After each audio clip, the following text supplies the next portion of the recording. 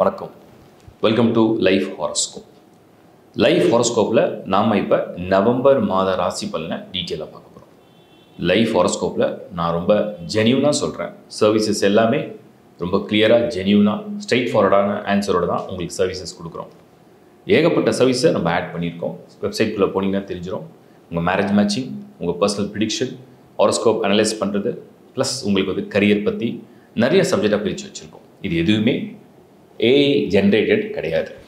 டீமாக ஆஸ்ட்ராலஜிஸ்ட் தான் பர்சனல் சார்ட்டை செக் பண்ணி தான் ப்ரிடிக்ஷனாக கொடுக்குறோம். இப்போ நம்ம நவம்பர் மாத ராசி பலனை டீட்டெயிலாக பார்க்கலாம்.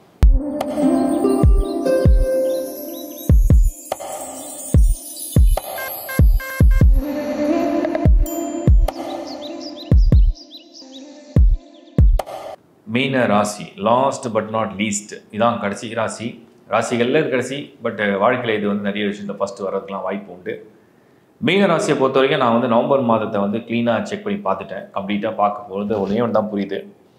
மீனம் வந்து ஒரு ஜென்மசனி நடக்கிற, இந்த ஏழரை சனி நடக்கிற நேரமாக இருந்து பல பேர் புலம்பி தள்ளிட்டாங்க. கமெண்ட்ஸ்லேயும் பார்த்துருக்கேன், ப்ளஸ் பர்சனலாகவும் சொல்கிறேன். புலம்புன்னு நிறைய பேர் புலம்புறாங்க. ஒரு சில பாசிட்டிவாக பேசுகிறாங்க. பாசிட்டிவாக பார்த்துக்கலாம் லைஃப் என்ன இருக்குது, எல்லாமே சகஜம் தானே சொல்லி பாசிட்டிவாக பேசுகிறாங்க. பட் உள்ளுக்குள்ளே வந்து ஏதோ ஒரு பெயின் இருக்கிறத சொல்கிறாங்க. நிறைய பேர் புலம்பல். மெயினாக வந்து ஜாப் இருக்குமா போயிடுமா, ஜாப் இருக்குமா போயிடுமா, பணம் இருக்குமா பணம் இருக்காதா, வேலை இருக்குமா வேலை இருக்காதா, இந்த பக்கம் வந்து ஃபைனான்ஷியலாக ஏதாவது பேர்டன் ஆகிடுமா கடன் ஆகிடுமா, நிறைய லாஸ் பண்ணிட்டேன், லாஸ்ட் ஒரு ஃபியூ மந்த்ஸில் நான் நிறைய இன்வெஸ்ட் பண்ணி ஷேர்ஸில் போட்டேன், அதை போட்டேன், காசு போயிடுச்சு, ஃப்ரெண்டு நம்பி கொடுத்தேன், திருப்பி வரல. இந்த மாதிரி ஏமாட்டம். அது அந்த சனி வந்து என்ன பண்ணுதுன்னா, இந்த ஜென்ம சனியில் உட்காந்து வந்து மூளையை வந்து அப்படியே கிறுக்கு பிடிக்க வைக்கும். ஒரு மாதிரி கிறுக்கு அப்படியே ஒரு மாதிரி இருக்கும் பாருங்க. அந்த மாதிரி ஒரு மாதிரி கிறுக்கு. நமக்கு என்ன நடக்குது நமக்கே தெரியாது. திடீர்னு பார்த்தா நானாக இதை பண்ணேன், ஐயோ எனக்குள்ளே இப்படிலாம் எண்ணம் வந்திருக்கா அப்படின்ற மாதிரி தோணும். பட் இதெல்லாம் சகஜம். நான் தான் சொல்லுவேன், இந்த சனி வந்து ஜென்ம சனியாக வரும்போது நிறைய பேர் ரெமெடி ஏதாவது சொல்லுங்கள், கிவ் மீ சம் ரெமெடின்னு. நான் சொல்கிறேன் ரொம்ப சிம்பிள். ஃபர்ஸ்ட் ஹவுஸ் அந்த ஜென்ம வாட் இஸ் ஜென்ம சனி அப்படின்னா, தலைக்கு மேலே சனி உட்காந்து அந்த தலையை வந்து மூளையை வந்து போட்டு ஏதாவது பண்ணுறது. அப்போ அந்த தலையை வந்து நான் என்னது, நான் என்னோடது, நான் தான் பவர்ஃபுல் அப்படின்னு நினைக்கிற எண்ணங்களை முதல்ல கைவிட்டுடணும். ஸோ எண்ணங்களை கைவிட்டால் நீங்கள் நியூட்ரலுக்கு வந்துடுவீங்க. நியூட்ரலாக ஜீரோக்கு வந்துடுவீங்க. எம்டினஸ். இந்த ஜீரோக்கு வந்துட்டிங்கன்னா நீங்கள் வந்து அந்த சுப்ரீம் காட் கிட்ட போய் உங்களை சரண்டர் பண்ணலாம். சுப்ரீம் காட் நீங்கள் யாரை வேணால் நம்பலாம், யாரை வேணால் நினைக்கலாம், யாரை வேணால் நம்பலாம். There is a supreme power, there is a super power.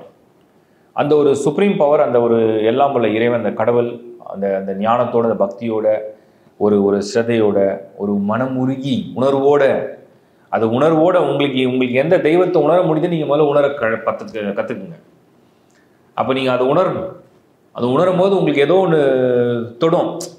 அது ஒரு உணர்வு வரும், டச் பண்ணிக்கும், கனெக்ட் பண்ணிக்கும், அது ஒரு பேர் பண்ணிக்கும். அது நமக்குள்ளேயே பார்த்தீங்கன்னா ஒரு ஜீவன் இருக்குது. நம்ம வந்து மனுஷனாக இருக்கோம், நம்ம வந்து மனிதனாக இருக்கும்போது நமக்குள்ள ஒரு ஜீவன் இருக்குது. அந்த ஜீவன் தான் அந்த ஒரு இறை சக்தி, அது ஒரு பரம்பொருள். அதை வந்து நீங்கள் கனெக்ட் பண்ணிக்கணும்.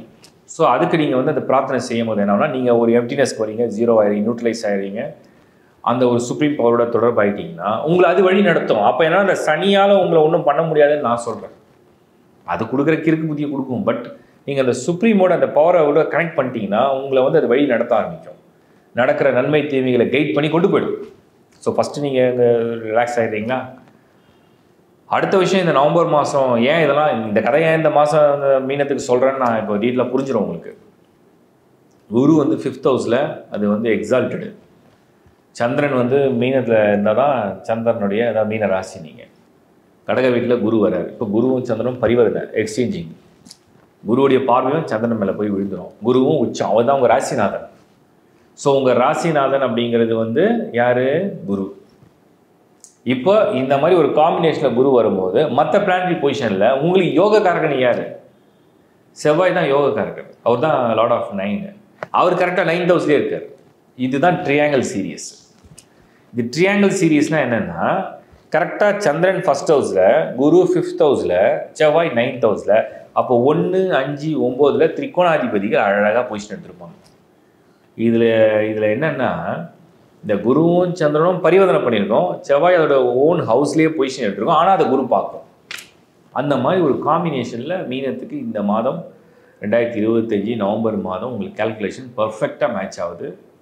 இதில் இன்னொரு அட்வான்டேஜ் சொல்கிறேன், கேட்டுங்க. ஜென்ம சனின்னு நினைப்பீங்க. அந்த ஜென்ம சனியை யார் பார்க்க போகிறா? குரு பார்வையிட போகிறாரு. அவர் பார்க்கறதுனால சனி கொடுக்குற தொந்தரவுலேருந்து நீங்கள் நிவர்த்தி அடைய முடியும். அதுக்கு தான் நான் அந்த ஒரு சுப்ரீம் அந்த ஒரு டிவைன் எனர்ஜியோடைய கனெக்ஷனை பற்றி நான் சொன்னேன். அதை நீங்கள் கனெக்ட் பண்ணிக்கலாம். அடுத்த ஒரு விஷயத்தை சொல்லிடுறேன், கேட்டுங்க. 8 அந்த 8ங்கிறது வந்து நமக்கு வந்து சிரமம், நமக்கு வந்து கஷ்டம், நமக்கு வந்து போராட்டம், என்னடா வாழ்க்கை இது அப்படிங்கிற மாதிரி ஒரு விஷயத்த இந்த 8 பண்ணுது. அங்கே யார் இருக்கான்னு பாருங்கள். உங்களுக்கு 6th house லார்டு வந்து சூரியன் 8th houseல நீச்சம் அடைவார். உங்களுக்கு 8th house லார்டு சுக்கிரன் 8th houseலேயே இருப்பார். 8th house லார்டு 8th houseல இருந்தால் அதுக்கு பேர் தான் விபரீத ராஜயோகம். விபரீத ராஜயோகம்னா அது சுக்கிரன் கொடுத்தா எப்படி கொடுக்குன்னு தெரிஞ்சுங்க. சுக்கிரன் வந்து விபரீதமான ராஜயோகத்தை கொடுத்ததுன்னா, சுக்கிரன் வந்து மணி லக்கு, ப்ராஸ்பரிட்டி, ஜுவல் எல்லாத்துக்கும் சுக்கிரன், லவ், ரிலேஷன்ஷிப் எல்லாம் சுக்கிரன் தான். அப்போ விபரீத ராஜயோகம்னா என்னன்னா, விபரீதமாக போகிற பலன் ராஜயோகமாக கன்வெர்ட் ஆகுறது. அதுதான் சுக்கிரன் தருவது. அந்த வகையில் அதுவும் உங்களுக்கு ஆடட் அட்வான்டேஜ். இந்த பக்கம் செவ்வாய்க்கு 9ல் குரு, அந்த பக்கம் சந்திரனுக்கு 5ல் குரு, இந்த பக்கம் புதனுக்கு 5ல் குரு. ஏன்னா புதன் வந்து கேந்திராதிபதி, சுக்கிரனுக்கு ஸ்கொயரில் குரு. எப்படி பார்த்தாலுமே இந்த காம்பினேஷன் சூப்பராக வேலை செய்யும். ஸோ ஜாப், மணி, க்ரோத், சேஞ்ச், வீடு, படிப்பு, மாணவர்களுக்கு படிப்பு, எக்ஸாம் ப்ரிப்பரேஷன், இல்லத்தரசி பெண்களுக்கு வந்து குறிப்பாக நல்ல மனநிலை.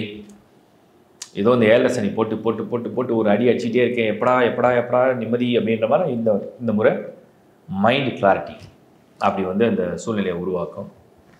ஆரோக்கியத்துலேயும் வந்து நல்ல ஒரு ரெஃப்ரெஷ்மெண்ட், ஒரு நல்ல ஒரு உற்சாகத்தை, ஒரு நல்ல உடல் வலிமையை, ஒரு நல்ல பலமை, ஒரு நோயிலேருந்து நிவர்த்தி கொடுக்கறது, ஒரு உற்சாகமான ஒரு முயற்சியில் ஈடுபடுறது, கொஞ்சம் ஸ்ட்ராங்காக ஃபீல் பண்ண வைக்கும்.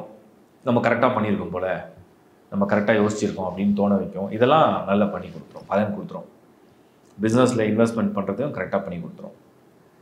அண்டு ஓவராலாகவே பார்த்தீங்கன்னா மீனம் 2025 நவம்பரில் உங்களுக்கு வந்து நினைக்கிற விஷயம் ஒன்று இருக்குது, அதில் ஏதோ ஒரு குழப்பம் தடங்கள் இருந்தது, அதுலேருந்து ஒரு நிவர்த்தி வந்திருக்கு, அதுலேருந்து ஒரு தெளிவு பிறகுது, அது ஒரு கிளியர் பாத்தை காமிக்குது, அதை நோக்கி ஒரு பயணம் பண்ணுறீங்க, அதில் நீங்கள் உங்கள் வெற்றிகளை குவிக்கிறீங்க. அந்த மாதிரி ஒரு மந்த் தான் நவம்பர் 2025. வாழ்த்துக்கள்.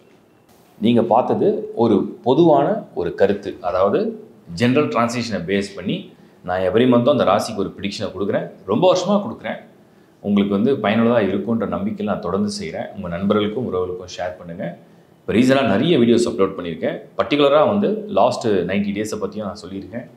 அதையும் கம்பைன் பண்ணிக்கங்க. உங்கள் ராசி, லக்னம், உங்கள் நட்சத்திரம், உங்கள் தசா புக்தி, இதை தெளிவாக நீங்கள் ரீடிங் எப்போவுமே எடுத்து வச்சுக்கணும். அப்போ தான் அது கரெக்டாக இருக்கும். நீங்கள் ஒரு மருத்துவரை சந்திக்கிறீங்கன்னா உங்களுடைய ரிப்போர்ட் வச்சுருப்பீங்க. சுகர் என்ன, பிபி என்ன, உங்களுக்கு வேறு ஏதாவது இஷ்யூஸ் தான் அதோடைய ரிப்போர்ட் வச்சுருப்பீங்க, அதோடைய டாக்குமெண்ட்ஸ் வச்சுருப்பீங்க. அந்த மாதிரி தான் அஸ்ட்ராலஜின்றது. உங்கள் ஹாரோஸ்கோப் அப்படிங்கிறது உங்களுடைய நட்சத்திரம் மாறவே மாறாது.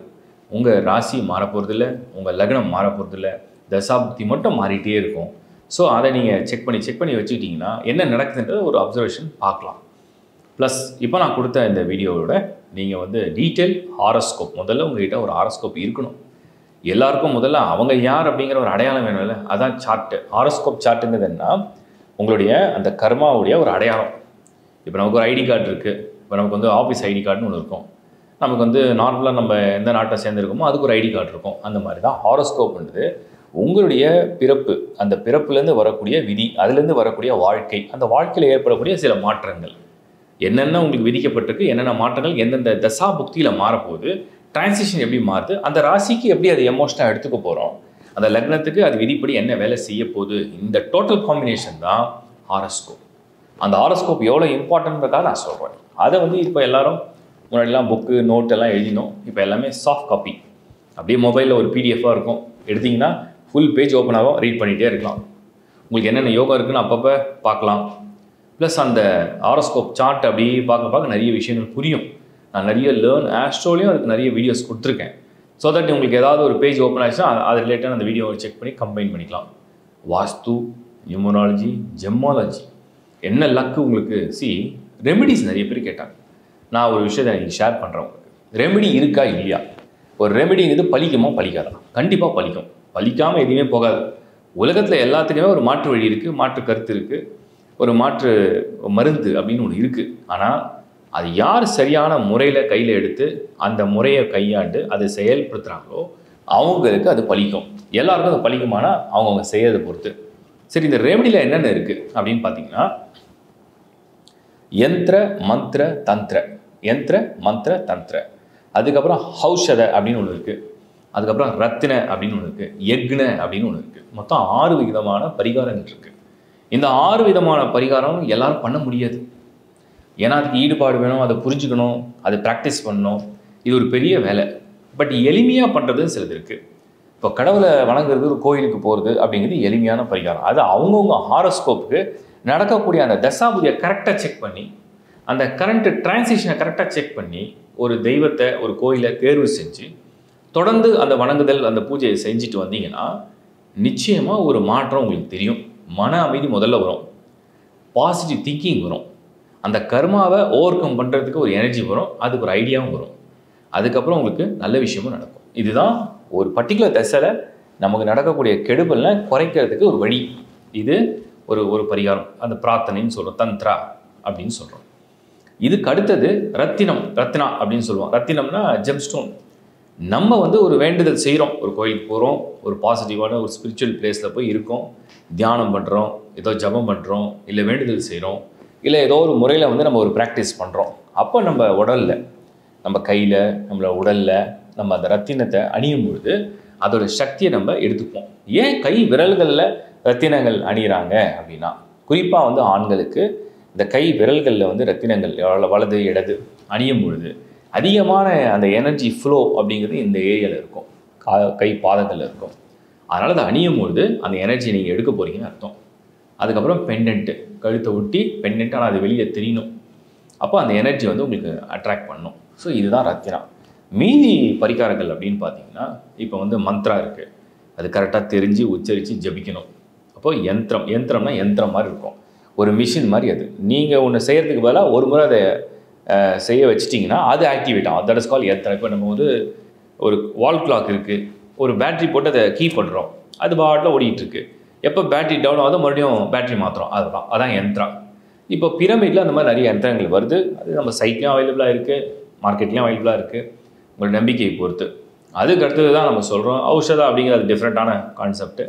அதுக்கப்புறம் யக்னானா நம்ம வேள்வி மாதிரி ஒரு யாகம்னு சொல்லுவாங்க. யக்னான்றது யாகம். இப்போ ஒரு கணபதி ஹோமம் பண்ணுவோம், லக்ஷ்மி ஹோமம் பண்ணுவோம், சரஸ்வதி ஹோமம் பண்ணுவோம். ஹோமங்கள் நெருப்பில் நம்ம நமக்கு அந்த விருப்பமான பொருட்களை போட்டு நமக்கு தேவையான தெய்வங்களை அது நம்ம என்ன சொல்கிறது, வேண்டுதலுக்காக செய்யக்கூடிய பூஜை முறை, அதுதான் யக்னா. இப்படி நிறைய விதமான பரிகாரங்கள் இருக்குது.